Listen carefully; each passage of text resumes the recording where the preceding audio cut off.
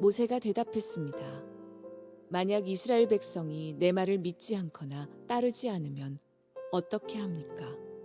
만약 그들이 여호와께서는 너에게 나타나지 않으셨다라고 하면 어떻게 합니까? 여호와께서 모세에게 말씀하셨습니다. 네 손에 있는 것이 무엇이냐? 모세가 대답했습니다. 제 지팡이입니다. 여호와께서 말씀하셨습니다. 그것을 땅에 던져라. 모세가 지팡이를 땅에 던지자 지팡이가 뱀이 되었습니다. 모세는 뱀을 피해 달아났습니다. 여호와께서 모세에게 말씀하셨습니다. 손을 펴서 뱀의 꼬리를 붙잡아라. 모세는 손을 펴서 뱀의 꼬리를 붙잡았습니다. 그러자 뱀이 모세의 손에서 다시 지팡이가 되었습니다. 주님께서 말씀하셨습니다. 이런 일이 일어나면 이스라엘 백성은 그들의 조상의 하나님, 곧 아브라함의 하나님, 이삭의 하나님, 야곱의 하나님이신 여호와께서 너에게 나타났다는 것을 믿을 것이다. 여호와께서 또 모세에게 말씀하셨습니다. 네 손을 오단에 넣어 보아라. 그래서 모세는 손을 오단에 넣었습니다. 모세가 다시 손을 빼어 보니 손에 문둥병이 생겨서 눈처럼 하얗게 되었습니다. 주님께서 말씀하셨습니다. 이제 손을 오단에 다시 넣어 보아라. 그래서 모세가 다시 손을 오단에 넣었다가 빼어 보니 손이 그전처럼 깨끗해졌습니다. 몸의 다른 살과 똑같아진 것입니다. 여호와께서 말씀하셨습니다. 백성들이 너를 믿지 않고 또 첫 번째 기적을 못 믿을지라도 이 두 번째 기적은 믿을 것이다. 만약 백성이 이 두 가지 기적을 다 믿지 못하거든 나일강에서 물을 퍼다가 땅에 부어 보아라. 그러면 그 물이 땅 위에서 피로 변할 것이다. 그러나 모세가 여호와께 말했습니다. 하지만 주님, 저는 말을 잘할 줄 모릅니다. 전에도 그랬지만 주님께서 저에게 말씀하시는 지금도 저는 말을 잘할 줄 모릅니다. 저는 말을 느리게 할 뿐만 아니라 훌륭하게 말하는 법도 모릅니다. 여호와께서 모세에게 말씀하셨습니다. 누가 사람의 입을 만들었느냐? 누가 말 못하는 자를 만들고 듣지 못하는 자를 만드느냐? 누가 앞을 보는 자나 앞을 보지 못하는 자를 만드느냐? 나 여호와가 아니냐? 그러니 가거라. 내가 네 입과 함께 하겠다. 네가 할 말을 내가 가르쳐 줄 것이다. 그러나 모세가 말했습니다. 주여, 제발 보낼 만한 능력 있는 사람을 보내십시오. 여호와께서 모세에게 화를 내면서 말씀하셨습니다. 레위 집안 사람인 네 형 아론은 말을 아주 잘하지 않느냐? 아론이 너를 만나기 위해 오고 있는 중인데 아론은 너를 만나면 기뻐할 것이다. 네가 할 말을 내가 가르쳐 줄 테니 그것을 아론에게 말해 주어라. 너희 두 사람이 무슨 말을 하고 무슨 일을 해야 할지를 내가 가르쳐 줄 것이다. 아론이 너를 대신해서 백성에게 말을 할 것이니 너는 하나님께서 말씀하시는 것을 아론에게 전하여라. 그러면 아론이 너를 대신해서 그 말을 할 것이다. 네 지팡이를 가지고 가거라. 그것을 가지고 기적을 보여라. 오늘 이제 출애굽 4장을 한 번 더 좀 정리하고 넘어가려고 합니다. 다음 주부터는 출애굽 5장을 보게 되는데 출애굽 5장을 보게 되면 드디어 모세가 광야를 떠나서 애굽으로 들어가서 출애굽의 구체적 사건이 시작된 내용들이 전개되기 때문에 그 전에 광야를 떠나서 애굽으로 들어갈 때 모세의 마음에 대해서 좀 짚어야 될 것이 있어서 모세에게 주신 하나님의 약속이라는 제목을 가지고 또 몇 가지 얘기를 좀 나누어 보려고 합니다.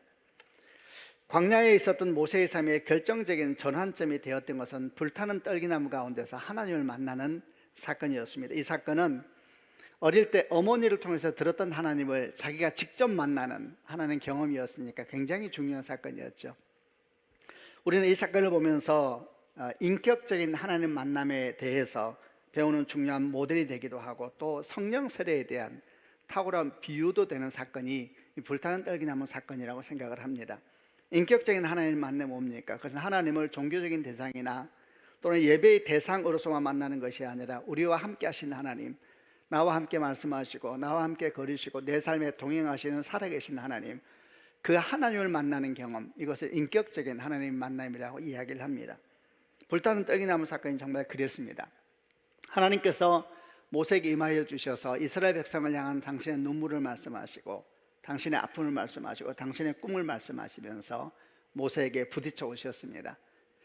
모세는 그에 대해서 자기 상처를 다 드러내면서 또 그 또한 그의 눈물과 그의 아픔을 가지고 하나님과 만나는 시간이 불타는 떡이나무 가운데서 하나님과 모세가 만나는 사건이었으니까 그야말로 이 사건은 하나님과 인격적인 만남이 그들의 이루어지는 장소였습니다. 또 성령 세례는 무엇입니까? 성령 세례라는 것은 우리가 예수를 믿을 때 우리 안에 성령께서 오시는데 우리 안에 계신 성령께서 우리 삶을 통해서 경험되는 사건을 성령 세례라고 할 수 있습니다. 불타는 떨기나무 사건이 있기 전에도 모세는 하나님을 믿었습니다. 그러나 하나님 경험은 없었습니다. 근데 어느 날 그에게 불이 떨어진 겁니다. 불은 불타는 떨기나무에게 떨어졌습니다만 이 떨기나무는 정확하게 모세의 당시의 삶을 그들이 예표하는 나무였기 때문에 이 불은 사실 모세의 삶에 떨어진 것이다, 이렇게 이해해도 틀림은 없습니다. 모세의 삶에 하나님의 불이 떨어지면서 그의 삶 가운데 정말 하나님과의 씨름이 시작되고 그저 듣기만 했던 하나님이 아니라 불 가운데 임한 하나님, 그의 삶을 통째로 새롭게 바꾸신 하나님을 경험하게 됩니다. 그러니까 우리가 성령 세례 사건의 좋은 비유가 된다라고 말을 합니다. 저는 여러분, 우리 교회 모든 성도들이 주님을 인격적으로 만날 뿐만 아니라 정말 성령의 불이 임하는 성령 세례의 사건도 각자에게 일어나길 주님의 이름으로 축원합니다. 이 두 가지는 하나같이 다 중요합니다. 그런데 어떤 사람은 오늘 모세의 경우처럼 두 가지가 동시에 일어나기도 하지만 어떤 사람은 시간적인 차이를 두고 일어나기도 합니다. 어떤 사람은 인격적인 하나님을 만났는데 아직 하나님 불이 임하는 그런 성령 세례의 경험이 없는 사람도 있고, 어떤 사람은 하나님 경험은 있는데 아직 인격적인 하나님을 만나지 못한 사람도 있습니다. 둘 다 우리 삶 가운데 꼭 임해야 됩니다. 인격적인 하나님을 만날 때 우리는 저 멀리 계신 초월적인 하나님만이 아니라 내 삶에 계신 하나님과 동행하며 기도하며 나아가는 삶을 배우게 될 것이고, 그리고 하나님의 불이 임하는 성령 세례를 통하여서 하나님을 믿으면서도 내 생각과 내 경험을 따라 사는 삶을 벗어나서 하나님의 말씀을 따라 살고 성령의 인도하심을 따라 살아가는 능력 있는 그리스도인 삶을 시작할 수 있기 때문에 이 두 가지가 다 우리에게 있어야 되는 겁니다. 이렇게 모세가 인격적인 하나님을 만나고 또 성령 세례의 사건까지 경험했습니다. 그럼 굉장히 중요한 전환점을 지난 것인데 그럼 모든 것이 다 해결되느냐? 그렇지는 않았습니다. 하나님께서 이런 상황 가운데 모세에게 임하셔서 당신의 꿈을 말씀하시고 모세를 부르셨지만은 모세는 이에 대해서 즉각적으로 반응하지 못하고 계속해서 거절하기 시작합니다. 무려 그는 5번이나 하나님 부르심에 거절을 합니다. 자기는 그럴 만한 사람이 못 된다는 것이죠. 사실 이 5번의 거절 과정은 그의 상처와 아픔을 그대로 드러내는 사건이었습니다. 이렇게 보니까 인격적인 하나님을 만나고 성령 세례의 경험이 있다 하더라도 우리 내면의 상처와 또 주님을 향한 순종이라는 것이 그저 자연스럽게 일어나는 것은 아닌가 봅니다. 이런 상황 속에서 하나님은 모세에게 어떻게 반응하셨는가? 하나님은 모세의 상처와 아픔을 끌어안으시면서 함께 씨름하십니다. 5번이나 계속되는 거절에 대해서 5번 계속 말씀하시면서 그의 삶 가운데 함께 씨름하기 시작하는 것이죠. 그래서 이 장면을 가만히 보면은 모세의 5번의 거절은 그의 상처를 그대로 드러내는 사건이었다면 하나님의 그에 대한 반복된 말씀은 그런 모세를 반드시 회복시켜서 구원의 통로로 삼으시겠다는 그분의 의지, 그분의 약속, 그분의 말씀이 그대로 나타나는 증거라고 할 수 있습니다. 그리고 이 과정을 통해서 모세는 단순히 위로받는 것이 아니라 약속을 받게 됩니다. 약속을. 5번의 거절은 5번의 약속으로 바뀌게 되거든요. 그리고 그 약속이 모세가 슬픔의 땅과 상처의 땅에서 벌떡 일어나 구원의 통로로 다시 애굽으로 들어가게 되는 힘과 능력이 되었습니다. 그 약속 붙잡고 일어났고 그 약속 붙잡고 이스라엘 백성을 향해 나아갔고 또 그 약속 붙잡고 그들을 다시 약속의 땅으로 이끌어가기 위해서 애굽을 출애굽하는 사건이 있었습니다. 오늘 우리가 묵상하려고 하는 것이 바로 이 약속에 대한 겁니다. 모세가 슬픔의 땅 광야에서 일어나서 어떻게 하면 구원의 통로로 다시 그 땅으로 돌아갈 수 있었는가? 그의 마음에 함께 있었던 하나님의 5가지 약속, 그 약속을 하나하나 돌아보고자 합니다. 우선 5가지 약속에 대한 얘기를 하기 전에 2가지를 먼저 짚고 지나가야 되겠습니다. 그 중에 첫 번째는 모세가 5번이나 하나님의 부르심을 거절했는데 이 5번의 거절은 하나님을 향한 그의 불신을 보여주는 사건으로 보지 말아야 된다는 것입니다. 오히려 이런 모세의 거절은 자기 안에 상처와 아픔을 그대로 주 앞에 가지고 나아가서 하나님과 함께 씨름하는 모세의 믿음을 보여주는 사건으로 보는 것이 좋습니다. 이는 마치 야복 강가에서 하나님과 씨름했던 야곱과 아주 유사한 모습입니다. 야복강에서 야곱은 하나님과 밤새 씨름을 했지 않습니까? 하나님 놓치면 자기 죽는다고 밤새 씨름했을 때에 아침에 해가 뜰 때가 왔을 때 하나님께서 그의 엉덩이뼈를 치시고 그는 절름발이가 됐습니다. 그리고 그 밤이 지나고 난 다음에 하나님께서 그의 이름을 야곱에서 이스라엘로 바꾸시지요. 밤새 씨름을 통해서 야곱이 이스라엘로 거듭나게 된 겁니다. 모세가 딱 그랬습니다.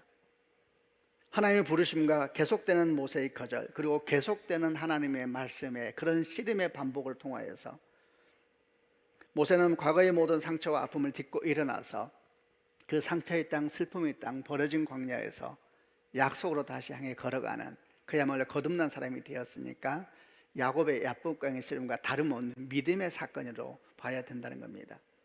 또 한 가지 전제하려고 하는 것은 모세가 가졌던 상처와 아픔은 그대로 현대를 사는 우리들의 상처와 아픔이기도 하다는 사실입니다.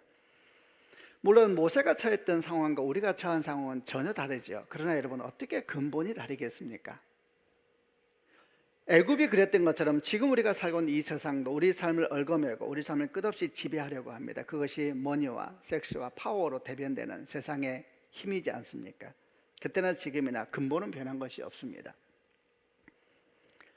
그리고 이런 세상에 저항하면서 어떻게 하든지 하나님의 사람으로 좀 제대로 살아보겠다고 몸부림치는 사람들은 지금도 세상에서 거절당하고 상처 입고 또 부끄러움을 당하고 있는 것도 사실입니다.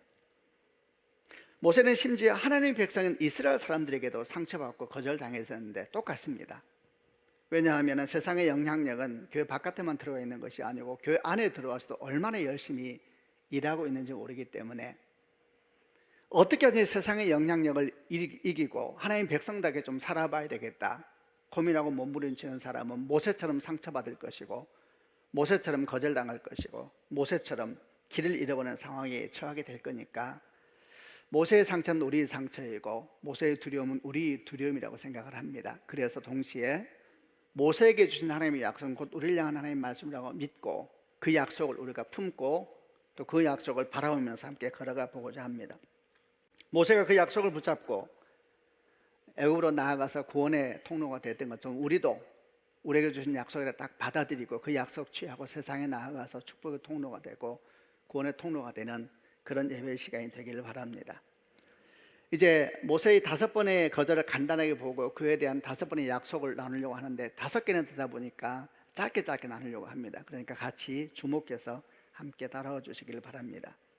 첫 번째 하나님의 약속은 무엇인가? 그것은 동행의 약속이었습니다. 출애굽 3장 11절부터 12절 첫 번째 거절과 이에 대한 주의 음성을 들어보겠습니다. 출애굽 3장 11절 12절을 개역개정으로 같이 보겠습니다. 제가 11절 읽겠습니다. 모세가 하나님께 아뢰되 내가 누구이기에 바로에게 가며 이스라엘 자손을 애굽에서 인도하여 내리이까. 12절 하나님이 이르시되 내가 반드시 너와 함께 있으리라. 네가 그 백성을 애굽에서 인도하여 낸 후에 너희가 이 산에서 하나님을 섬기리니 이것이 내가 너를 보낸 증거니라. 하나님께서 모세를 부르실 때 그의 첫 반응은 내가 누구이기에 어떻게 나 같은 사람이 바로에게 가며 이스라엘 자손을 애굽에서 인도해 내겠습니까? 이렇게 이제 첫 반응이 바로 그렇게 반응했습니다. 그래서 하나님께서 첫 약속 읽게 주십니다. 내가 반드시 너와 함께 있으리라. 내가 반드시 너와 함께 있으리라. 여러분, 이것이 축복의 통로로 구원의 통로로 세상을 향해 다시 보내시는 하나님의 첫 번째 약속입니다. 내가 반드시 너와 함께 있으리라. 하나님께서 모세를 부르시고 보내시지만 결코 그를 홀로 있지 않게 하겠다는 약속입니다. 그 증거가 뭐였습니까? 불기둥과 구름기둥이었죠. 또 그 증거가 뭐였습니까? 이스라엘 백성들 한가운데 있었던 성막이었죠. 또 그 증거가 무엇이었습니까? 성막 가장 깊은 곳에 있었던 언약궤였죠. 증거 안에 증거, 증거 안에 증거. 주께서 계속해서 그 증거를 눈으로 보게 하셨습니다. 내가 반드시 너와 함께 있으리라. 출애굽 13장 21절 22절 이하에 여호와께서 그들 앞에서 가시며 낮에는 구름 기둥으로 그들의 길을 인도하시고 밤에는 불 기둥을 그들에게 비추사 낮이나 밤이나 진행하게 하시니 낮에는 구름 기둥 밤에는 불 기둥이 백성 앞에서 떠나지 아니하리라. 아멘. 여러분, 어떻게 이게 모세 사건만이겠습니까? 지금도 마찬가지입니다. 주님은 우리를 세상에서 부르셨습니다. Come, 내게 오라. 그리고 다시 세상을 향해서 보내셨지 않습니까? 가라, go, 가라. 모세와 똑같이 우리는 부름받고 똑같이 세상을 향해서 가라고 명령을 받았습니다. 그러므로 이 약속은 우리에게도 똑같이 주어진 약속인 것을 믿습니다. 내가 반드시 너와 함께 할 것이다. 요한복음 14장 18절에 이런 말씀이 있습니다. 내가 너희를 고아와 같이 벌어두지 아니하고 너희에게로 오리라. 내가 너희를 고아처럼 벌어두지 아니하고 내가 너희에게로 오리라. 20절에 이어서 이렇게 말씀합니다. 그 날에는 내가 아버지 안에 너희가 내 안에 내가 너희 안에 있는 걸 너희가 알리라. 그 날에는 내가 아버지 안에 너희가 내 안에 내가 너희 안에 있는 것을 너희가 알리라 그랬습니다. 고아처럼 벌어두지 아니하고 우리에게 올 것인데 오시는 그날에는 내가 아버지 안에 너희가 내 안에 내가 너희 안에 있는 걸 너희가 알게 될 것이다 그랬습니다. 그날이 언제입니까? 역사적으로는 성령께서 임하신 성령 감린 그때지요. 성령께서 오시면서 그날 성령께서 오시면서 하나님의 약속이 우리 가운데 이루어지지 않았습니까? 그러면 그날은 또 언제입니까? 역사적으로 성령께서 임하신 그날만이 아니죠. 우리가 예수를 믿을 때 우리 안에 성령께서 오셨습니다. 아멘이죠. 여러분, 그날은 우리가 예수님의 사람으로 주 앞에 인생을 드린 그날인 줄로 믿습니다. 또 그날이 언제입니까? 오늘이지. 오늘. 그날에는 내가 아버지 안에 너희가 내 안에 내가 너희 안에 있는 걸 너희가 알리라. 여러분 아십니까? 우리 안에 성령이 계십니다. 아멘.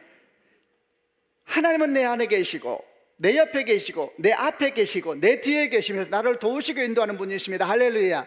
내가 반드시 너와 함께 가리라 그래서 이거 잊어버리면 영적 고아가 되는 것입니다. 첫 번째 주신 약속이 뭡니까? 내가 반드시 너와 함께 하리라.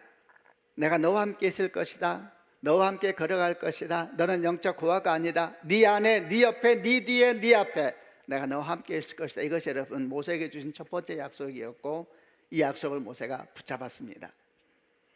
두 번째 약속은 무엇이었습니까? 출애굽 3장 13절부터 15절에 나오는데 두 번째 약속은 예배에 대한 약속이었습니다. 13절부터 15절을 개역개정으로 한 절씩 보겠습니다. 제가 먼저 13절 읽겠습니다.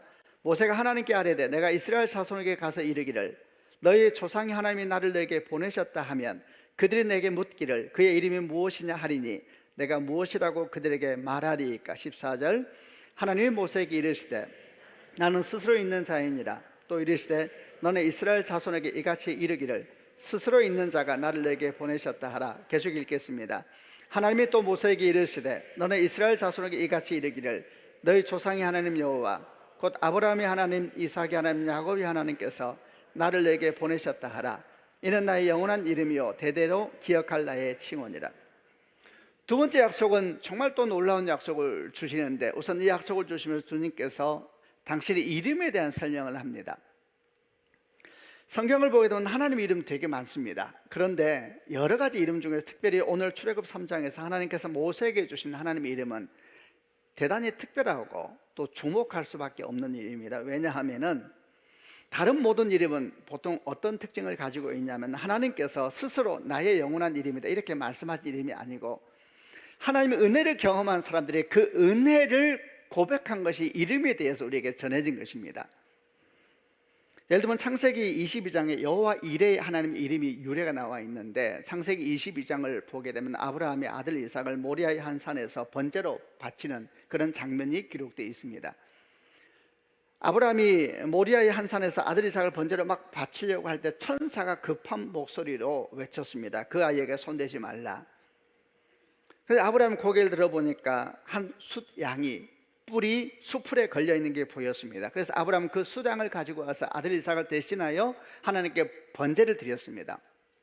그리고 난 다음에 아브라함이 뭐라고 말하냐면 그 땅 이름을 여호와 이레라고 불렀습니다. 여호와의 산에서 준비되리라. 주께서 준비하시는 것이구나.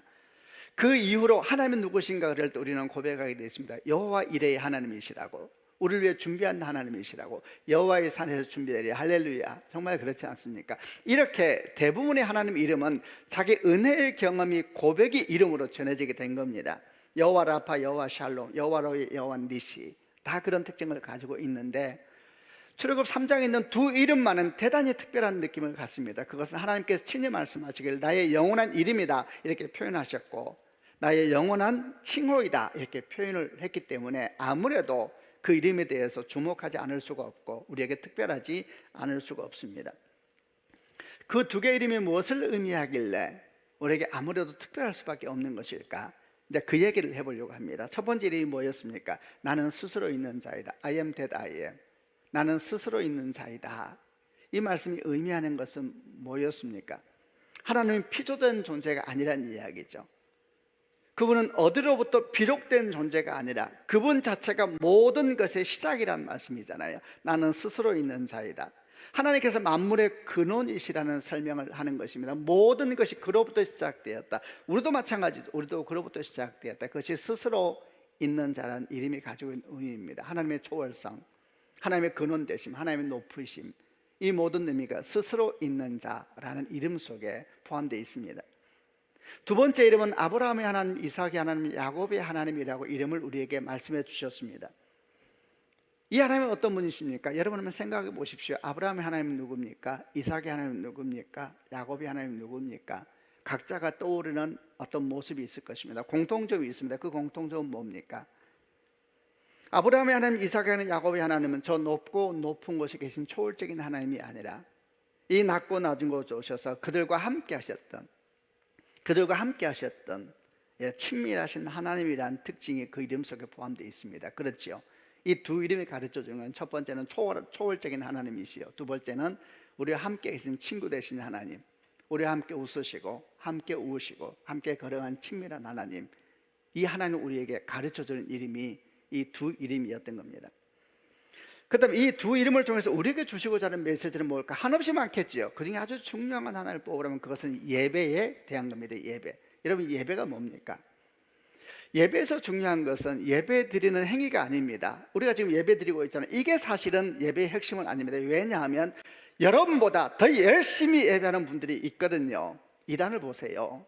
다 버리고 예배합니다. 저 산속에 올라가서 수천 번 절을 하면서 무릎이 부서지도록 절을 하면서 복을 구하는 사람들도 있습니다. 그것도 종교행위죠.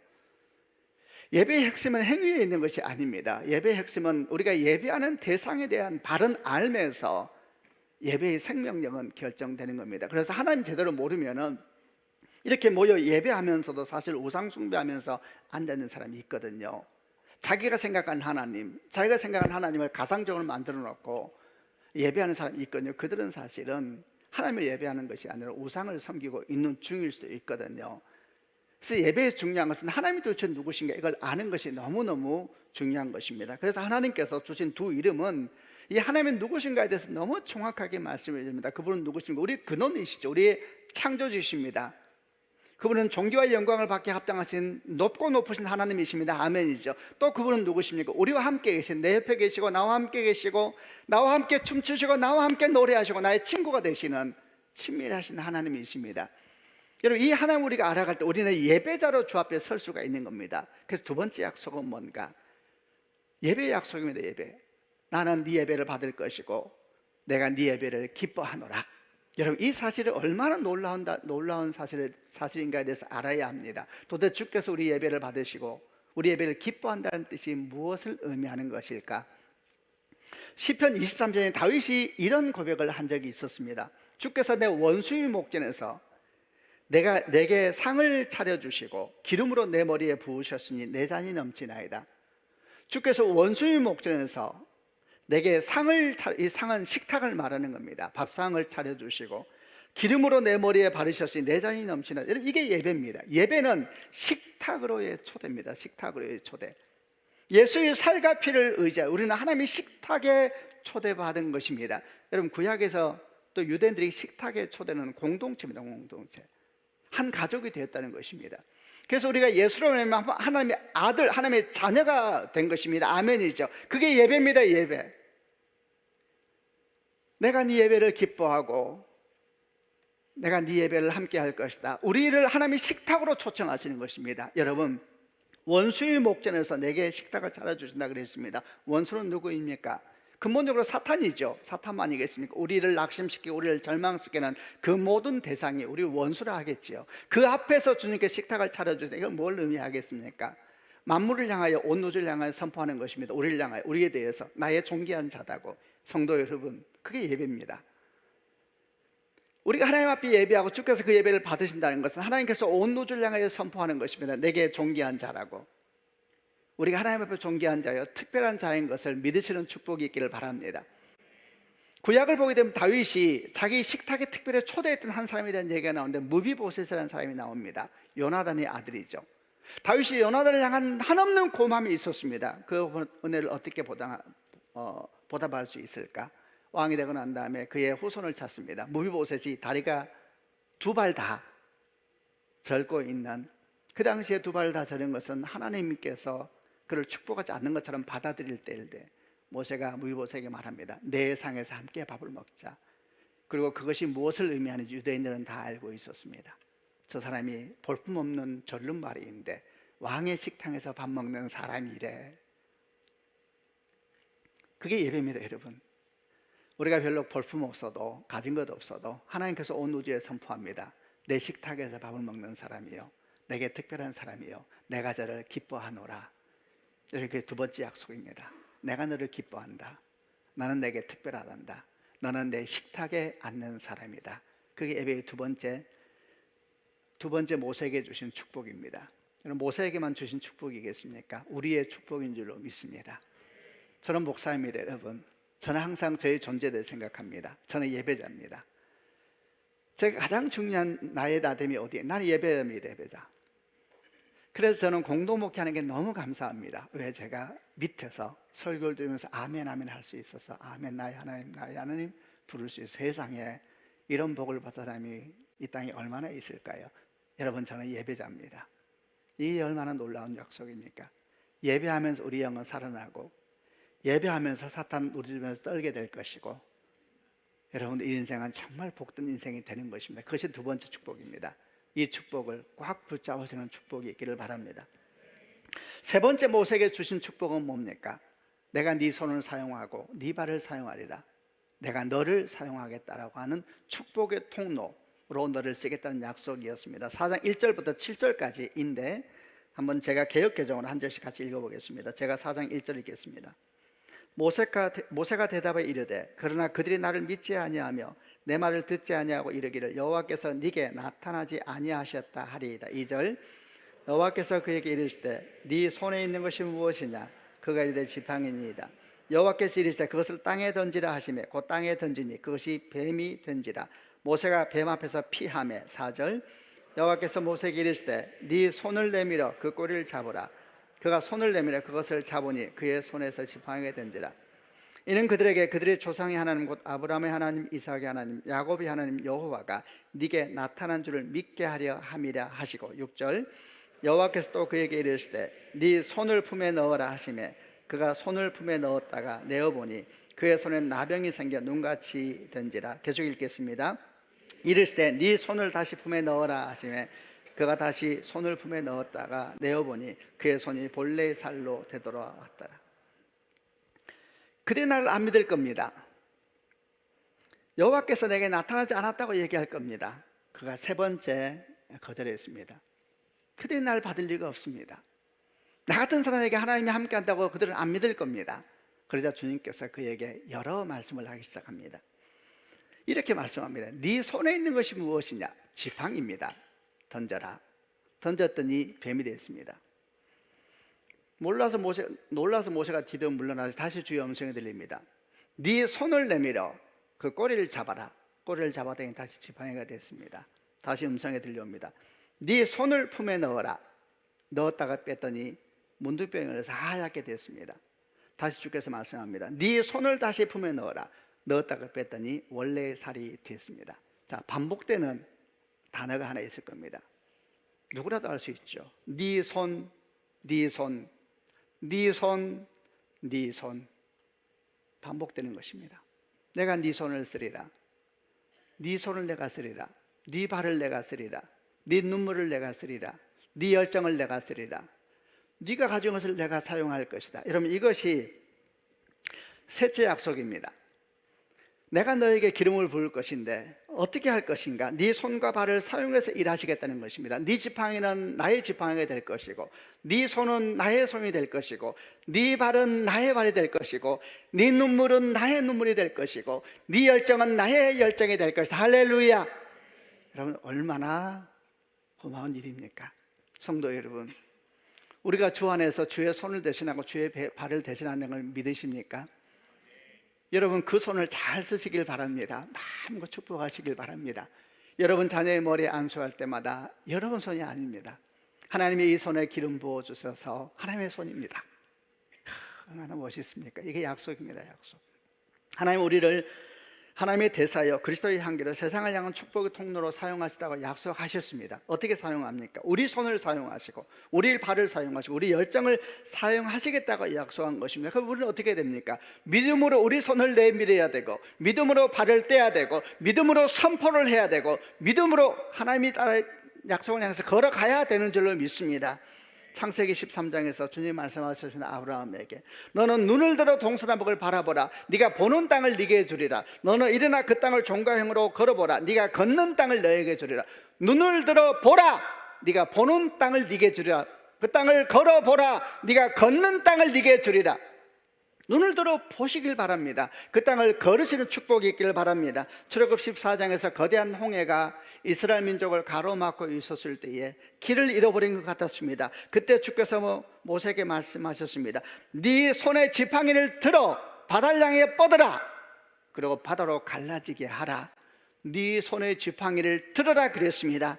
신약에도 그랬습니다. 요한복음 11장에서 나사로가 죽은 지 4일이나 되어서 무덤 안에 있는 상태였습니다. 주께서 그를 살리기로 결정하셨습니다. 그런데 살리기로 결정하고 난 뒤에 나사로야 나오라 이렇게 명령하지 않으셨습니다. 첫 번째 사람들에게 말했습니다. 무덤 문을 열어놓아라 그랬습니다. 니들 손으로 무덤 문을 열어라 이렇게 말씀한 겁니다. 주께서 명령하실 때 돌문이 안 움직이겠습니까? 문아 열려라. 그럼 문이 열리는 것입니다. 나사로야 문을 열고 나와라. 그럼 열고 나오면 됩니다. 근데 주께서 그렇게 안 하십니다. 사람들에게 말합니다. 너희 손으로 돌문을 열어라. 열었습니다. 힘들게 열었습니다. 그러자 주께서 말씀합니다. 나사로야 나오라. 나왔는데 온몸에 천을 감고 있었습니다. 다시 주께서 말씀합니다. 너희 손으로 천을 풀어라. 사람들이 와서 천에 풀기 시작합니다. 그러자 그 안에 산 자가 나왔습니다.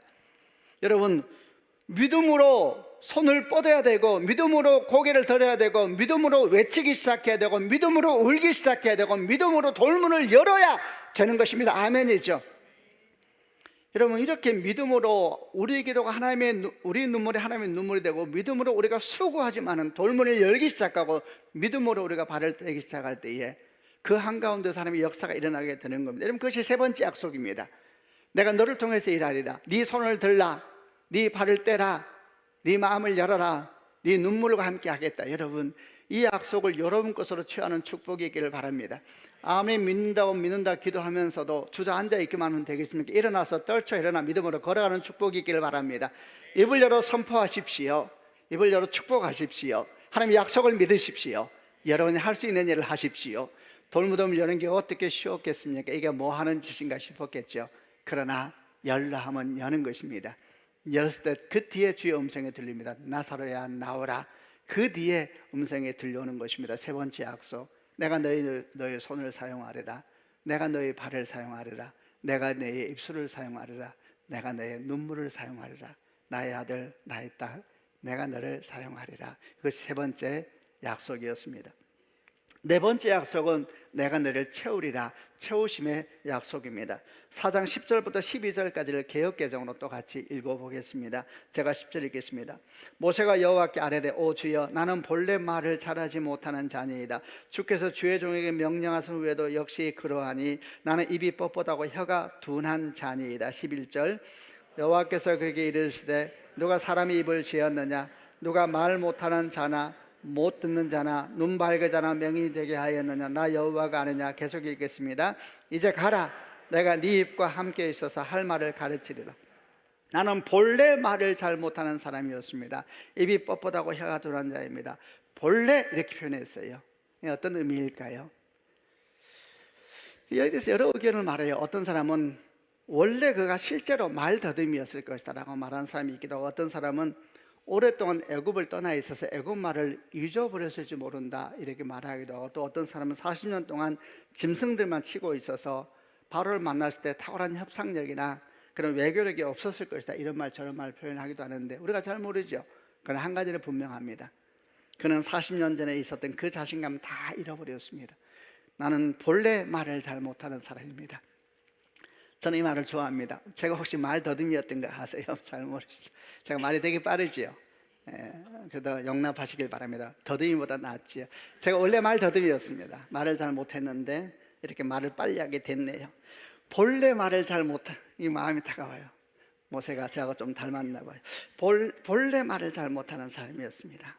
하나님 뭐라고 하세요? 이렇게 말합니다. 내가 네 입과 함께 있어서 할 말을 가르치리라. 모세야, 네 연약함을 내가 채우리라. 네 부족함을 내가 채우리라. 이것이 여러분 네 번째 약속입니다. 이 약속을 믿음으로 받는 축복이 있기를 바랍니다. 이 약속을 다 믿음으로 받게 되면 우리가 몇 가지 자신감이 생깁니다. 그래서 첫 번째가, 채우심의 약속을 믿으면 부족함도 감사의 제목이 됩니다. 우리는 모든 것이 채워지면 안정감을 누리지요. 뭔가가 비어있고 부족하면 불안하고 염려되고, 누군가를 바라보면 다 차 있는 것 같은 집안을 보면 저 집은 얼마나 행복할까 이렇게 생각을 합니다. 여러분, 그러나 그렇지 않습니다. 하나님의 역사는 오히려 비어있을 때, 부족할 때 임하는 것을 믿는 축복이 있기를 바랍니다. 다 차 있으면 하나님께서 어떻게 그 집에, 그 인생에 들어가시겠습니까? 여러분, 축복합니다. 다 차 있어서 하나님이 필요 없는 인생이 되지 말고 좀 비어 있어서 하나님이 필요한 인생이 되기를 주님의 이름으로 축원합니다. 한 번 더 생각하고 이제 아멘 하세요. 제가 한 번 더 선포할게요. 여러분, 다 차 있어서 하나님이 필요 없는 인생 되지 말고 좀 비어 있어서 하나님이 반드시 필요한 인생이 되기를 주님의 이름으로 축원합니다. 채우심의 약속이 있으면 비어있는 것도 감사의 제목이 될 수 있습니다. 여러분, 이 약속이 얼마나 소중합니까? 연약함을 바라볼 때마다, 부족함을 바라볼 때마다 주님을 찬미할 수 있다면 얼마나 복된 인생이겠습니까? 또 이 약속을 믿게 되면 우리 인생의 빈 곳을 어떻게 하면 하나님께 채우시게 해드릴 수 있을까 우리는 질문하게 될 것이고, 그리고 그를 위해서 어떻게 해야 될지도 알게 될 겁니다. 여러분, 비어있는 것이 그 자체로 복이 되는 것은 아닙니다. 그럼 어떻게 하면 그 비어있는 것이 복이 될 것인가? 그 빈 곳에 하나님이 오셔야 되는 것입니다. 그 빈 곳이 하나님의 공간이 되게 하는 축복이 있기를 바랍니다. 여러분, 어떻게 하면 되겠습니까? 그곳에 날마다 주님이 오시도록 그곳에서 나의 주권을 내어드리고 하나님의 주권을 날마다 고백하고 선포하는 축복이 있기를 바랍니다. 저는 이에 생각할 때 부모에게 자녀가 참 그런 것이 아닌가 생각했습니다. 자녀의 관계에서 자신 있는 부모는 아무도 없습니다. 오히려 도우려고 하면 할수록 뒤틀어지고 왜곡되는 것이 자녀와의 관계입니다. 그래서 부모에게 자녀와의 관계의 자리는 항상 채워지지 않고 항상 부족함에 있는 자리입니다. 여러분, 그 자리에 주님께서 오시는 축복이 있기를 바랍니다.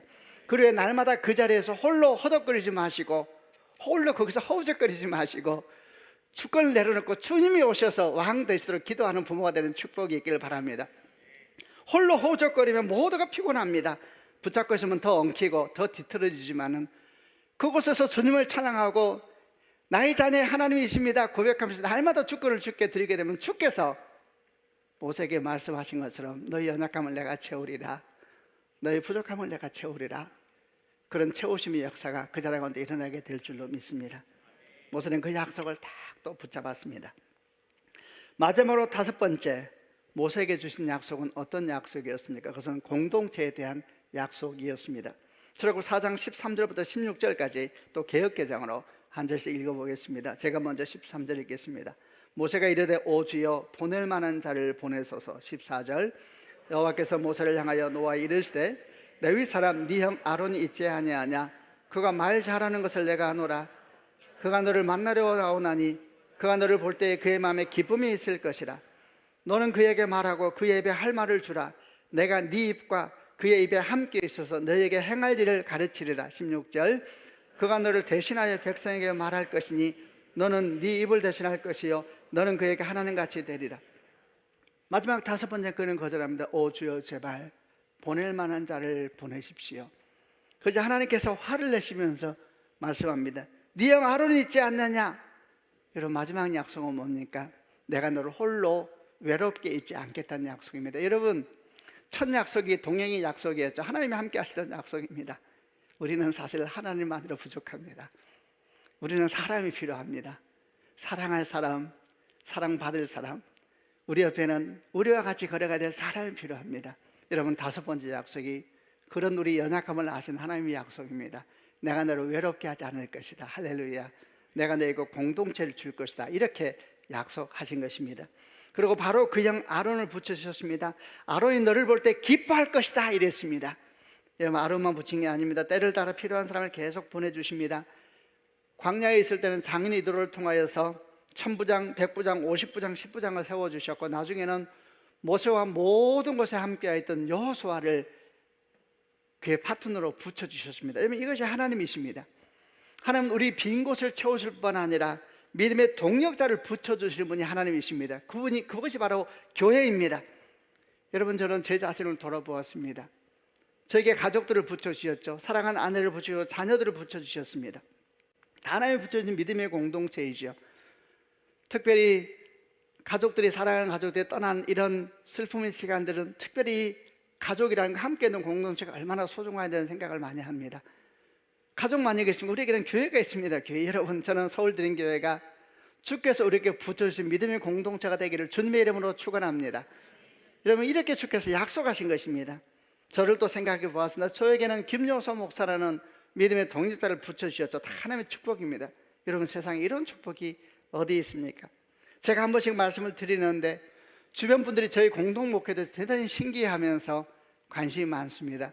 그럼 물어봅니다. 어떻게 하면 그렇게 할 수 있냐고. 그럼 저는 그분들의 얘기를 다 듣고 난 다음에 이렇게 말합니다. 가능하면 하지 마시라고. 그러면 사람들이 저를 보고 말을 안 해도 압니다. 신목사가 고생이 많구나. 여러분, 그렇지가 않습니다. 제가 그렇게 말한 의도는 그들의 생각이 너무 저희와 달라서입니다.